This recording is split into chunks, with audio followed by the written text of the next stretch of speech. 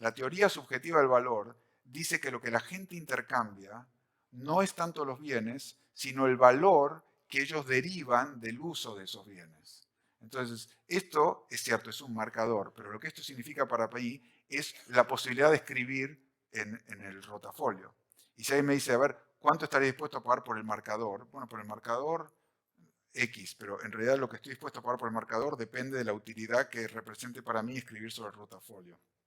Entonces supongamos que para mí poder escribir y hablar con ustedes y poder escribir esto vale $1000. O sea, si alguien me dijera, a ver, ¿cuánto estaría dispuesto a pagar? Solo de pensar cuánto estaría dispuesto a pagar, pondría $1000 para esto. Pero viene alguien y puede producir este marcador por 10 centavos de dólar.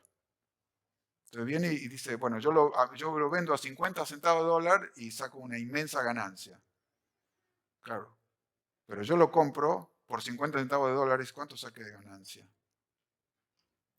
9.999,50. Pues yo estaba, o sea, lo que yo estaba dispuesto a pagar perdón, no 9.000, 999,50. Yo estaba dispuesto a pagar $1000 y me costó 50 centavos. Esto hace posible que ambas partes de una transacción económica salgan ganando. ¿Ven cómo cambia de un modelo objetivo, un modelo de transacciones físicas, a un modelo de transacciones subjetivas o transacciones psíquicas? El valor es una opinión personal basada en el uso que yo tenga para el bien. No depende del bien. Lo que estamos transando no es el bien, sino aquello para lo que el bien me sirve a mí. Ahora, si tú vas a producir muchos de estos bienes, en un trueque los dos es lo mismo, pero en una producción industrial, el hecho de que tú puedas producir estos marcadores por 10 centavos hace que a ti te convenga vendérmelos a 50. Y a mí me conviene comprarlo a 50 centavos porque yo estoy dispuesto a pagar 1000. Ambos salimos ganando. Entonces, en una buena conversación, ambos tienen que salir ganando.